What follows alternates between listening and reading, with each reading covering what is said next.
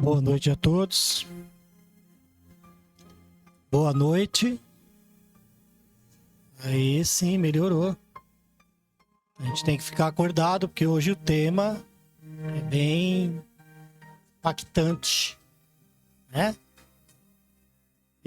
Deixar alguns recadinhos a respeito do nosso terceiro encontro espírita, que vai acontecer agora, dia 11 de abril. Quem ainda não fez as inscrições, façam, porque o pessoal tá fazendo tá bombardeando de propaganda na internet, hein? Até os palestrantes estão fazendo a propaganda, fazendo videozinho e jogando na internet. Esse ano acho que não vai ter lugar para todo mundo não, hein? Você já fez a minha inscrição, Terezinha? Já. Terezinha já me inscreveu. E o outro recadinho é o nosso encontro que a gente vai ter agora domingo. Esse domingo agora. Vai começar às 8h30 da manhã. Vai até o meio-dia. Que é aqueles encontros, né, que a gente sempre faz aqui na casa. Para fortalecer a nossa união. E para a gente poder entender um pouquinho mais, né, da doutrina e nos fortalecer. O tema certo mesmo é para a gente nos fortalecer. E trouxeram aqui como um tema de domingo, o trabalhador, o trabalho e as relações no centro espírita. Então a gente vai poder entender a respeito disso, do trabalhador, do trabalho, as relações no centro espírita. Tá? Então, a gente fica aí de papinho, né? De tititi, e as relações é muito mais profunda do que essa, né? Se bem que esses papos também é bom porque fortalece também os laços, né? Então, vai acontecer nesse domingo agora, dia 29/3, né? Das 8h30 ao meio-dia. Tem inscrição também, né? Bom fazer inscrição por conta do cafezinho. Estarei presente. Mais um recadinho que eu vou dar para vocês é a respeito daquelas duas caixinhas que estão lá atrás. A caixinha branca é para colocar o nome dos entes queridos para vibrações, tá? E a outra caixinha lá, a marronzinha, são sugestões. Pode ser sugestões, falar assim, Claudinei está falando muito lá na frente, né? A casa precisa melhorar isso, melhorar aquilo. E temas, principalmente temas, que muitos dos temas que já foram falados desde o começo do ano até hoje, foi sugestões ali da caixinha. Tá? Esse também é um. A Terezinha falou um, a Geise também falou outro, né? São muitos. O Leonardo também falou um. Então, foi bem produtivo essas sugestões, tá bom? Continuem, porque é muito bom. Se vocês não ouviram os seus temas ainda, vão ouvir daqui para frente. Tá ótimo? Então vamos preparar para nosso encontro da noite. Nos recolher intimamente, agradecemos por mais essa oportunidade de estarmos aqui reunidos em Teu nome, Jesus, para que assim possamos aprender um pouco mais e principalmente assimilar tudo aquilo que aprendemos e colocarmos em prática no nosso dia a dia, para que assim possamos evoluir, crescer cada dia mais rumo ao Senhor, Mestre. A toda a espiritualidade aqui presente, também os nossos agradecimentos a eles que desde as primeiras horas do dia vêm preparando o ambiente para nos receber. E aqui, já sentados, já estamos sendo amparados através das emanações de amor, as energias salutares que nos é direcionada. Obrigado a todos os irmãos. Que assim seja. E o tema da noite que a Lúcia vai nos trazer é o perispírito. Sugestão também da caixinha.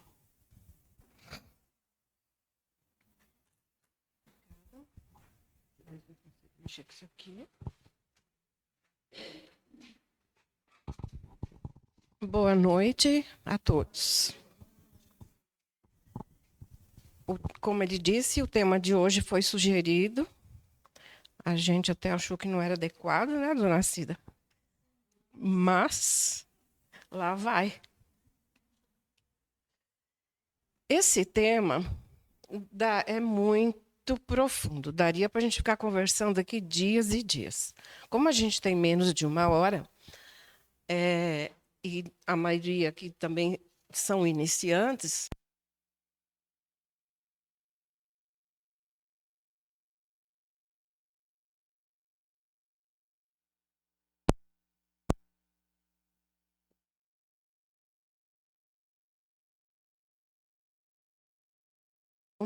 a gente já deu 1000 vezes, né? Mas é o melhor que eu tenho, que eu consegui até hoje. Todos nós aprendemos na escola que óleo ou azeite não se misturam com a água. A gente, quando estudava, fazia essa experiência na escola. E, de fato, não tem como. Quer dizer, até tem. Ixi. Se a gente adicionar o carbonato de sódio, a água e o óleo se misturam. Mas por que a gente estaria falando isso, né? Porque o espírito, aqui, deste lado esquerdo, é uma chama, por falta de outra palavra, né? E o corpo físico, ali do outro lado, é matéria densa. E o espírito não tem como atuar sobre o corpo. Assim como o óleo não se mistura com a água, o espírito não tem como atuar sobre o corpo diretamente. Ele precisa de algo, de um intermediário, como naquele caso foi o carbonato de sódio. Aqui vai ser o perispírito. Ele é que vai possibilitar essa interação. Se não houvesse perispírito, não teria como o espírito agir sobre a matéria. Então, sabemos que o espírito é imaterial e não temos como defini-lo por total falta de palavras. E como algo imaterial, pode interagir com algo material, que é o corpo físico. Haverá, então, que algo como carbonato de sódio, no caso da água e do óleo, possa fazer essa interação. Algo que seja semimaterial. Esse algo é o perispírito, também chamado de corpo fluídico. Então, aqui tem uma coisinha muito interessante, ó. Semimaterial. Aqui já está dando uma dica boa. O perispírito não é matéria, nem poderia ser, né? Ele é ele é fluídico. Nós vamos entender melhor. Emmanuel foi perguntado: como será o tecido sutil da espiritual roupagem que o homem envergará sem o corpo de carne, além da morte? Excelente pergunta, né? Porque, não sei vocês, mas quando eu era pequena, eu tinha muito medo de morrer. Porque eu achava que com a morte eu iria desaparecer, eu não ia ser nada, nada. Eu ia sumir. Mas aqui o Espiritismo nos salvou, né? Veio nos mostrar que não é assim, graças a Deus. Que nós seremos, sim, alguma coisa.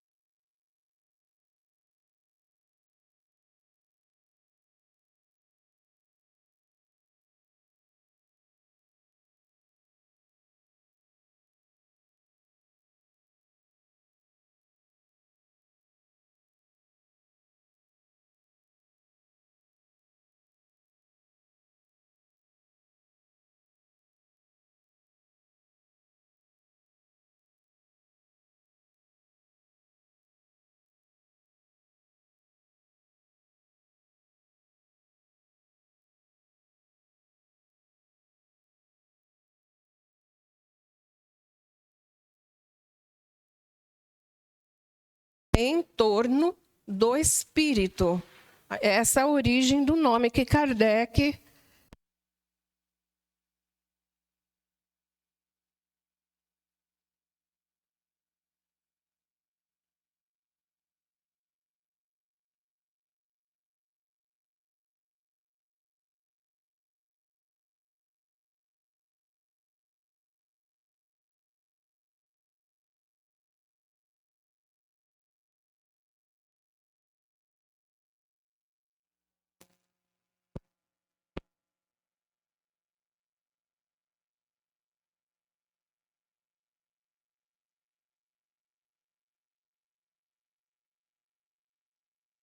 antiga.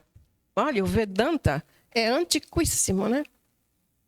No hermetismo, no Egito, a Cabala hebraica, na Grécia, com Pitágoras e Aristóteles, e agora mais recente, Spinoza. Esses três primeiros, claro, são nomes que a gente não compreende muito porque são orientais, né? Esses aqui eu achei maravilhosos. Olha, Pitágoras e Aristóteles, carne sutil da alma, corpo sutil, corpo fluídico. É exatamente isso. Eles acertaram na mosca. É isso que o Espiritismo hoje nos ensina. É nesse corpo intermediário que tudo é gravado. Esse que é o perigo, viu, gente? Desde nossas primeiras experiências. É onde reside nossa memória de todas as encarnações anteriores, que chamamos de inconsciente. Quando a gente fala que tá tudo no nosso inconsciente, mas o que é o inconsciente? Onde que ele está? Porque o consciente está no nosso cérebro físico, né? Mas o inconsciente está onde?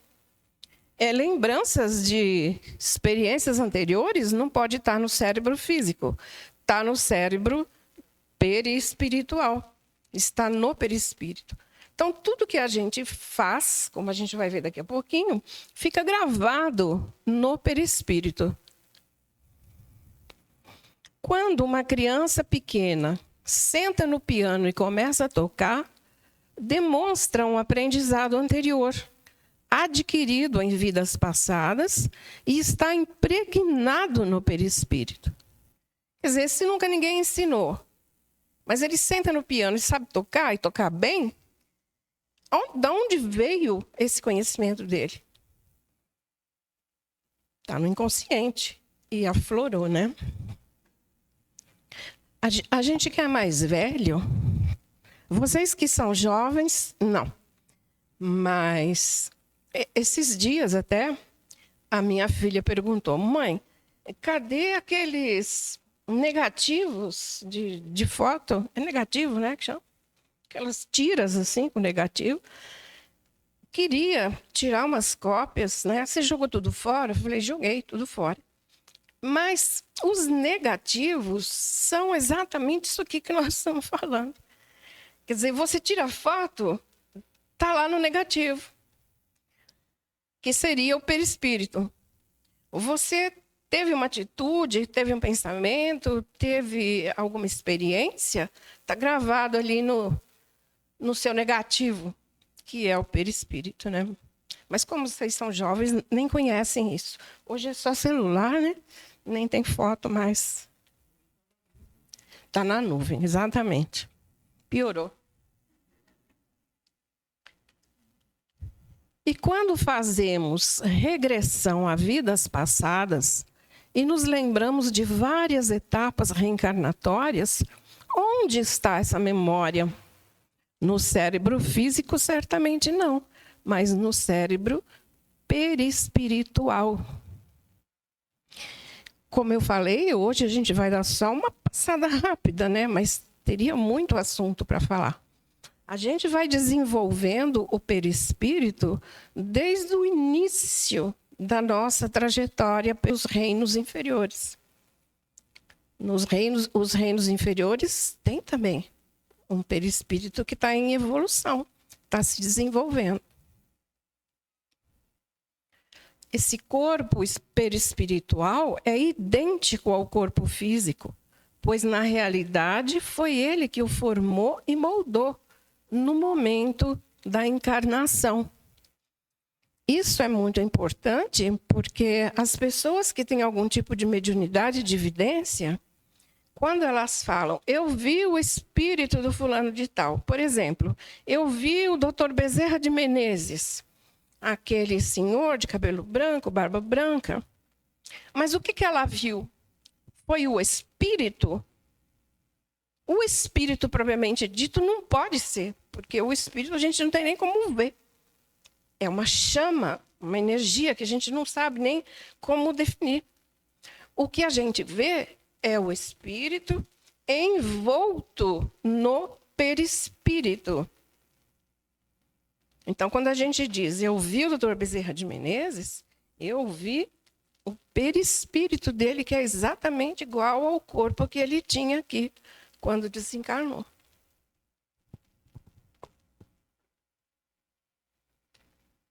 Sua função, além de ser um laço que prende o espírito ao corpo, é de, sendo intermediário, enviar as ordens do espírito para o corpo e levar as sensações e impressões do corpo ao espírito.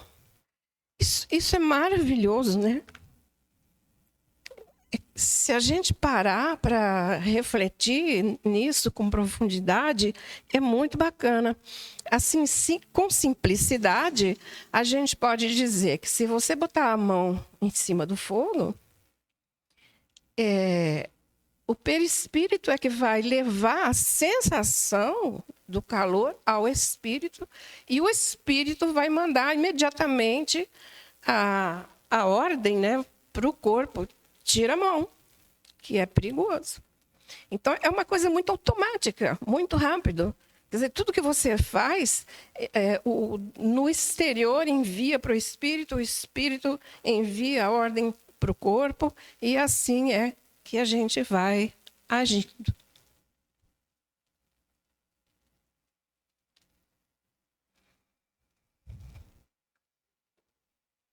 O que é isso?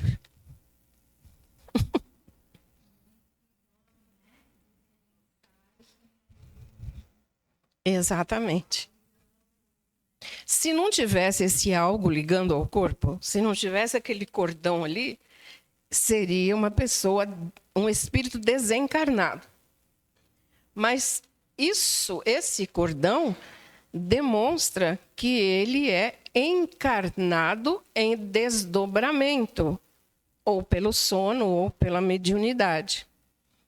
Então, como que esse perispírito se liga ao corpo? Através de cordões fluídicos. Um principal, né, como a gente vê aqui. Algum de vocês já teve a sensação, quando estava dormindo, sonhou que estava voando, assim como essa foto?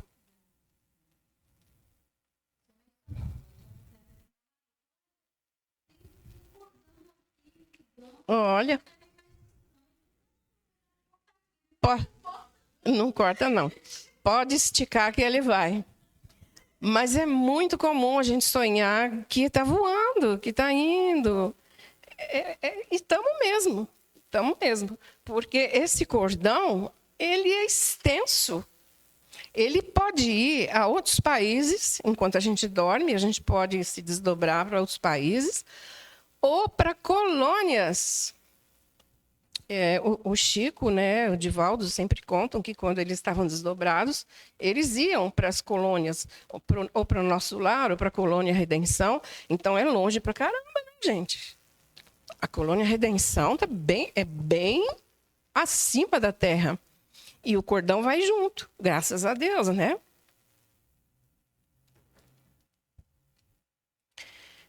O perispírito não está encarcerado dentro do corpo. Ele se expande durante o sono e também na mediunidade, podendo ir até o mundo espiritual, mas sempre ligado ao corpo por um cordão fluídico. Então, sempre que a gente observar desenhos assim, que esteja com o cordão, está vivo. Se cortar o cordão, desencarnou.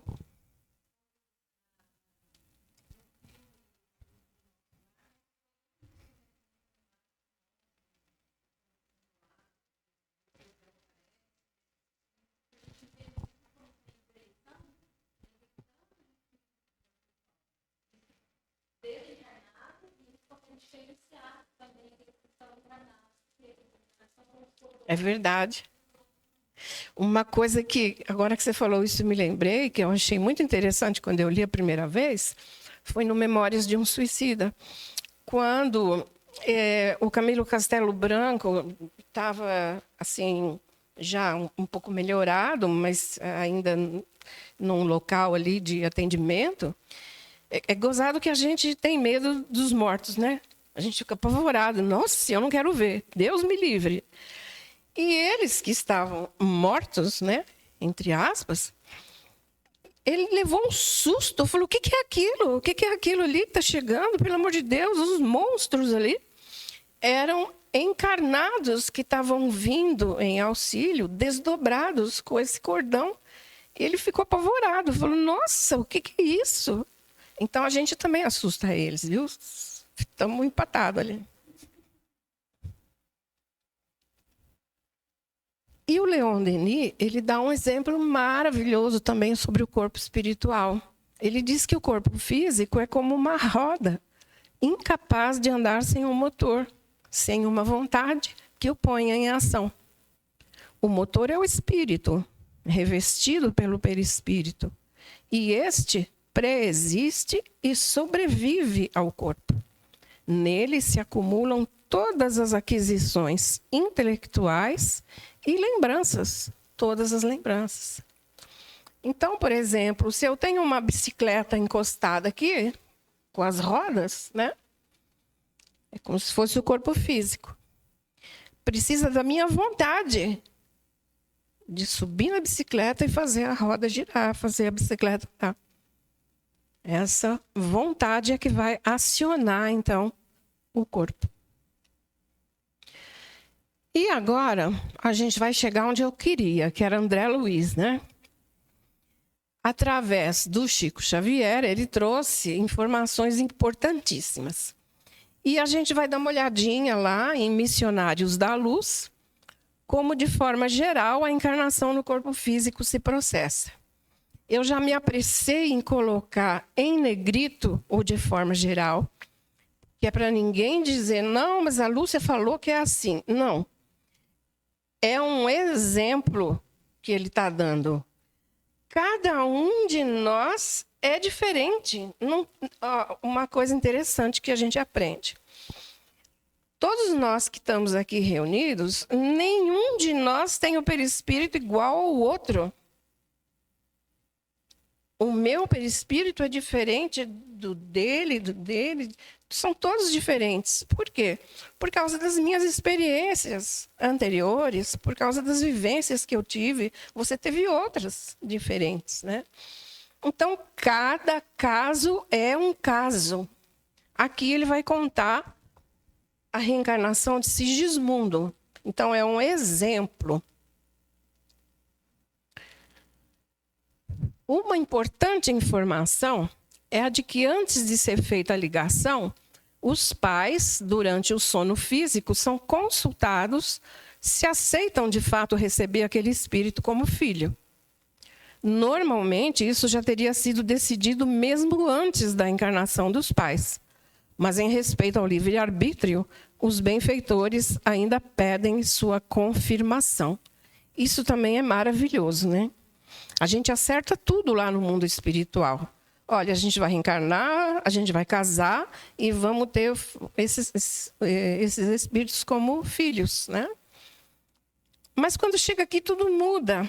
A vida fica difícil. Aí eu desisto. Eu falo: não quero filho, não. Né? A gente sai fora, porque eu tenho livre-arbítrio. Por isso, antes, ainda eles vêm durante o sono e falam, olha, eles vêm. Você vai receber? Está confirmado? Então tá bom. Então ele está vindo. No caso da reencarnação de Sigismundo, citado no livro, os benfeitores penetram no quarto do casal às 2 horas da madrugada, após o ato sexual. Os pais, desdobrados pelo sono, recebem o espírito com carinho e em prece. Ali a gente vê o cordão fluídico, eles estão desdobrados pelo sono e recebendo o espírito do Sigismundo, que iria então reencarnar. Milhões de espermatozoides corriam em busca do óvulo quando Alexandre, que é o instrutor espiritual, observando atentamente, identificou o mais apto e fixou nele seu potencial magnético, para que fosse o primeiro a penetrar a pequena bolsa maternal. Como é tudo tão bonito, né? Como que a gente estuda na escola, acha que sabe e não sabe nada, porque o Espiritismo é que vem nos ensinar tudo isso. Para que tantos milhões de espermatozoides, né? E quando o instrutor fica verificando todos os espermatozoides que estão correndo pelo canal. E aí ele identifica o mais apto. E aí a gente pergunta, como assim o mais apto? O melhor, o mais saudável, o que está em melhores condições? Depende. Depende de quem vai reencarnar. Quem vai reencarnar é um espírito que necessita de um corpo saudável? Então, nós vamos escolher um espermatozoide que vai lhe dar um corpo saudável. Mas quem vai reencarnar é alguém que vai vir com uma deficiência grave, seja física ou mental, uma paralisia mental, uma paralisia do corpo. Então, eu tenho que escolher o mais apto, não o mais saudável, o mais apto para aquele espírito. Aquele espermatozoide que vai fazer com que ele reencarne com a deficiência que ele precisa reencarnar. É perfeito. É tudo perfeito. Alexandre ajustou a forma perispiritual reduzida de Sigismundo, que se interpenetrava com o organismo perispirítico de Raquel. E observei que essa vida latente começou a movimentar-se. Maravilhoso isso, né? Espetacular. Eu estou colocando isso daqui para vocês verem para que serve o perispírito. A gente está começando pela reencarnação. Então, o perispírito do Sigismundo, que foi reduzido para poder caber, né, no útero materno, ele se aninha, se interpenetra no perispírito da mãe, e aí é que vai começar a divisão celular. Gente, isso aqui, ó, de uma forma perispiritual, perto de outra, parece o quê também? Lembra alguma coisa? Mediunidade? Não lembra? O espírito, quando vai dar uma comunicação, né, se aproxima do perispírito também, do médium. A mãe aqui, ela é mais ou menos considerada uma médium, né, nesse sentido.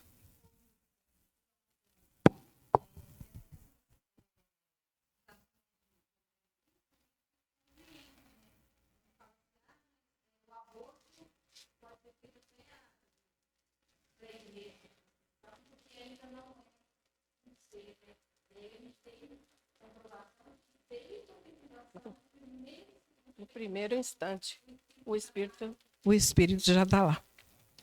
É crime, desde o primeiro dia. Então, a partir daí, o perispírito vai se ligando ao corpo físico, célula a célula. Célula do corpo espiritual a célula do corpo material. É como se fosse uma corrente, assim. Uma célula espiritual com uma célula material, elas vão se ligando. Ficam fixas.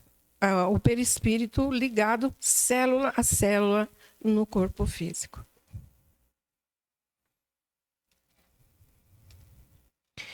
Agora, no livro Obreiros da Vida Eterna, a gente vai ver o oposto, né?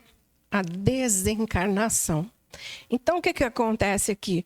O que foi ligado célula a célula vai ter que ser desligado. Ao contar sua experiência no trabalho de auxílio aos desencarnantes, André nos informa que cada desencarnação é diferente da outra. Depende de vários fatores, como moralização, espiritualidade, materialismo, tipo de vida, tipo de morte. Não tem uma morte, não tem um desencarne igual ao outro. Se a pessoa é mais moralizada, ela vai ter um desligamento mais fácil. Se ela é muito materialista, nem pensa em espiritualidade, ela vai ter um desligamento mais demorado, mais difícil. Se ela morreu em função de um acidente grave, o desenlace também é mais difícil. Se foi uma doença mais prolongada, é um desencarne mais tranquilo. Então, varia de caso para caso. Aqui, ele vai dar, em regra geral, né, que existem 3 regiões orgânicas fundamentais no serviço de liberação da alma, que está envolta pelo perispírito, claro. Então, quem leu o livro vai lembrar que está ali o desencarnante e os benfeitores espirituais vão lá para ajudar no desencarne. Assim como eles ajudaram na reencarnação, agora eles vão ajudar na desencarnação. Eles iniciam o trabalho de desligamento por aqui, pelo ventre. São os primeiros locais em que são retirados esses cordões, né, que nos unem ao corpo físico. Depois, no emocional, que está aqui mais próximo do peito, do coração. E, por último, o mental, que é ligado ao cérebro. A gente já ouviu muito falar, né? Nossa, o fulano está no hospital, ele já morreu, o coração parou. Mas o cérebro está funcionando ainda. Mas o coração parou. Foi desligado. Mas o cordão cerebral não foi ainda. Ele é o último.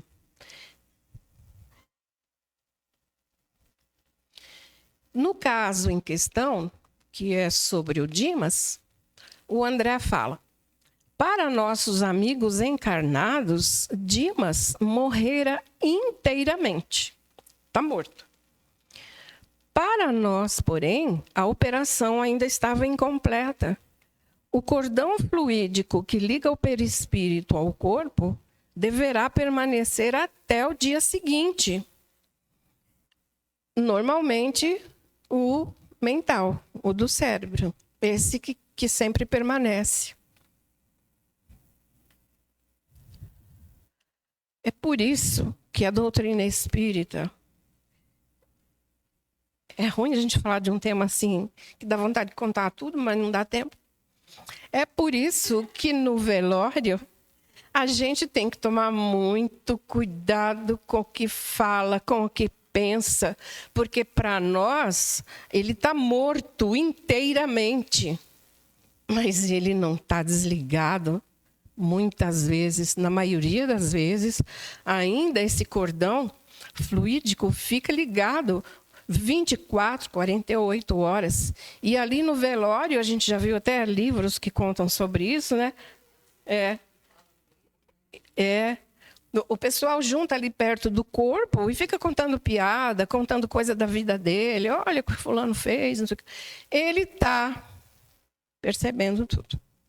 Cuidado, está sofrendo, ele sofre. Ou seja, morrer e desencarnar são coisas bem diferentes. Alguns se desvencilharão do corpo em pouco tempo, outros em um dia, alguns mais em muitos dias. E a depender do tipo de morte e da moralização do espírito, né, pode demorar ainda um bocadinho mais. Tudo isso eu estou falando para a gente ver a importância do perispírito. Então, a gente viu como o perispírito se ligou ao corpo na encarnação e como ele se desligou na desencarnação. Mas e durante a encarnação, qual o seu papel? É o que nos interessa, né? Porque a gente já reencarnou, graças a Deus, ainda não desencarnamos, graças a Deus. Então, durante, como é que faz, né? Ele é um elo de ligação, como eu falei. Ele funciona como uma ponte que une o espírito imortal ao corpo físico. É através dele que o espírito atua sobre a matéria e vice-versa. Não sei se vocês sabem, mas quando a gente está lá no hospital e vai sofrer uma cirurgia, é aplicada uma anestesia geral. E o que acontece com a anestesia geral? Que a gente não sente dor nenhuma. O perispírito foi afastado, se desdobrou. Aí a gente não sente nada, porque o perispírito não está lá. Ele não está levando informação para o espírito. A anestesia funciona assim. Agente de sensações. Ele transmite ao espírito todas as impressões físicas recebidas pelo corpo. E transmite ao corpo as ordens do espírito. Então, ele é um instrumento de interação com o mundo físico. E é o modelo organizador biológico. Atua na formação e na manutenção do corpo físico, desde a concepção até a morte.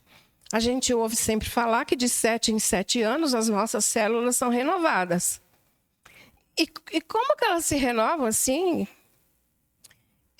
Aí surge uma célula, como é que ela sabe que ela vai ter que ser um tecido, ou uma unha, um osso? Tudo é determinado com as ordens do espírito através do perispírito. É o perispírito que mantém essa organização biológica, essa manutenção do nosso corpo físico. É o perispírito. É o suporte da individualidade, a identidade. Mantém a forma humana e as características individuais do espírito após a morte física. Aquele exemplo que eu dei do Dr. Bezerra, né? Manutenção da vida orgânica. Embora a vida intelectual resida no espírito, o perispírito é considerado o princípio da vida orgânica na encarnação.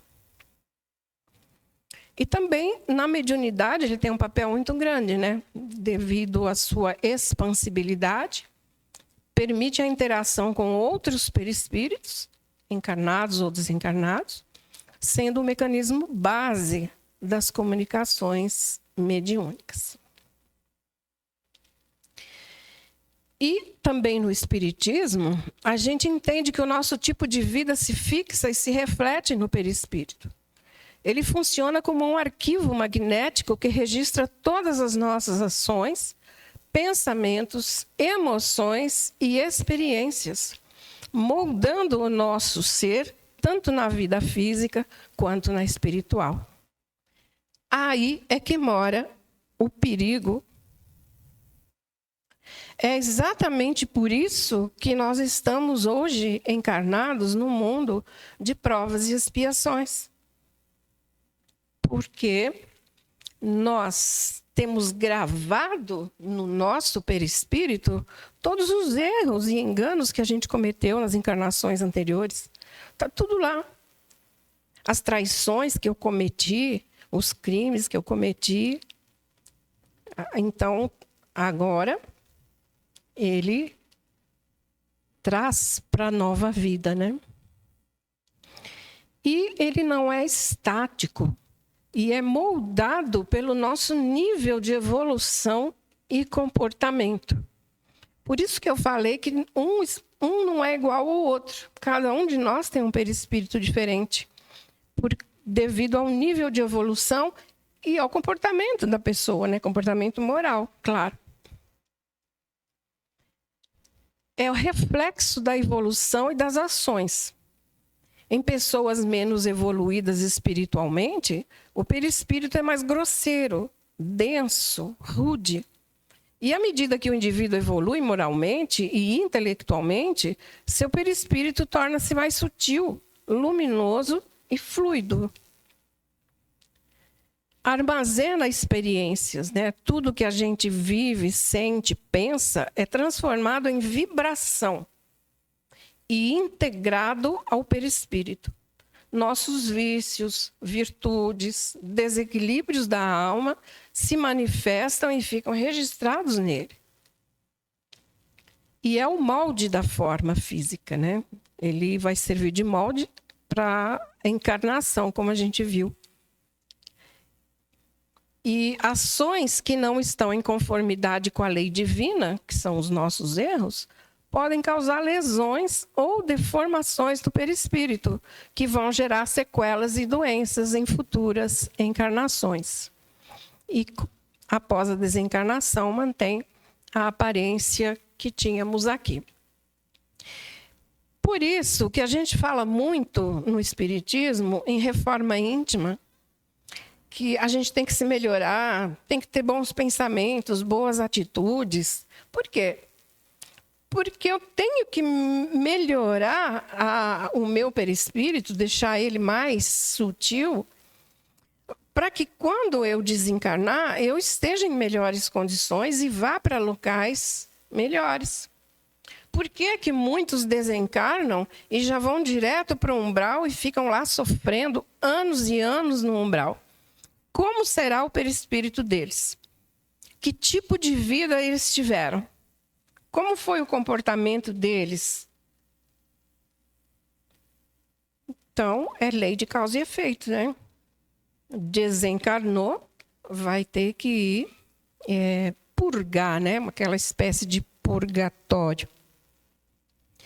Então, a reforma íntima, o amor e o cultivo de bons pensamentos e atitudes são os meios para refinar e harmonizar o perispírito, preparando-o para uma existência mais elevada. Na minha opinião, essa é a razão de nós estarmos encarnados. Por que que a gente reencarna? Para quê? Para evoluir. E como que eu vou evoluir? Esse é o único meio, não tem outro. É só assim. Então, por tudo isso, a gente vê que o Espiritismo é muito profundo e nos ensina a viver. E fala da importância do pensamento, a importância da gente cuidar do corpo, para que a gente tenha saúde. E o cuidado por saber que tudo que a gente pensa e faz se fixa no perispírito como imagem viva. E cuidar do corpo é muito importante, né? Porque André Luiz fala que quando a gente reencarna, a gente vem com uma quantidade X de fluido vital. Então, se a pessoa vai viver 70 anos, ela vem com uma carga, vamos dizer assim, de fluido vital para viver os 70 anos. E se eu não cuido do meu corpo, não só fazendo academia e musculação, cuidando mesmo da saúde, né? Eu posso desencarnar antes desse prazo. E isso vai ser contado também lá no mundo espiritual, que não houve o cuidado com o corpo. E se eu cometo um crime e firo alguém pelas costas, esse ato de violência fica impresso no perispírito do agressor. porque é necessário que o escândalo venha, mas ai daquele por quem venha o escândalo. A vítima está resgatando algum débito, mas o agressor está plantando, mas colherá o mal que praticou. Isso também eu acho perfeito. Quer dizer, se você dá uma facada nas costas de alguém, a primeira ideia que a gente tem é que essa pessoa que recebeu a facada vai ficar com o perispírito marcado. Porque feriu? Não. Ela é vítima. O perispírito dela não vai ficar marcado. Quem vai ficar marcado é quem agrediu. E onde? No mesmo local onde ele fez a agressão.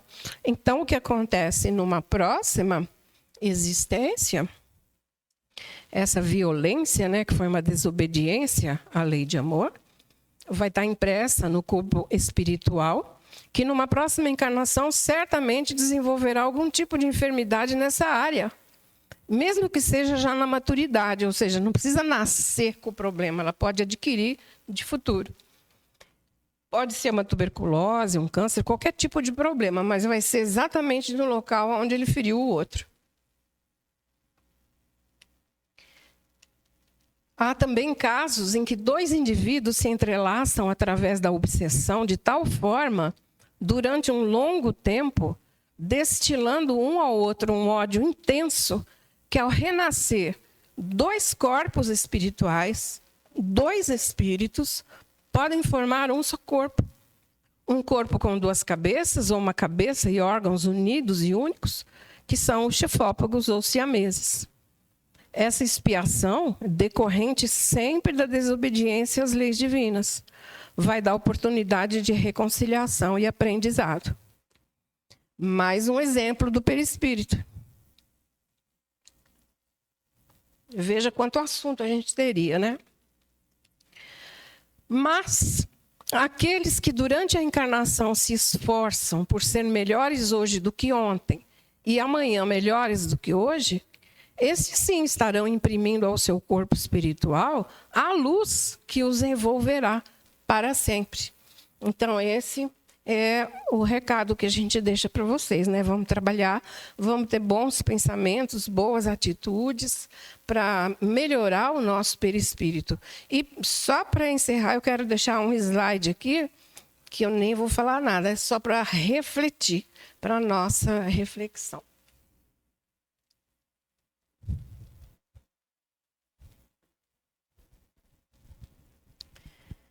Então, vamos nos preparar para o passe.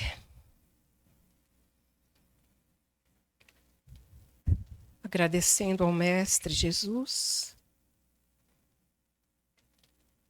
pela possibilidade que ele nos ofereceu nesta encarnação, de termos um conhecimento tão aprofundado a respeito da vida e de nós mesmos. Que possamos estar aptos a receber as informações e colocá-las em prática em nossas vidas. É o desejo de todos nós. Abençoa, Senhor, este momento do passe, onde energias espirituais serão dirigidas a todos nós, renovando-nos o espírito, o corpo e o perispírito. Que assim seja.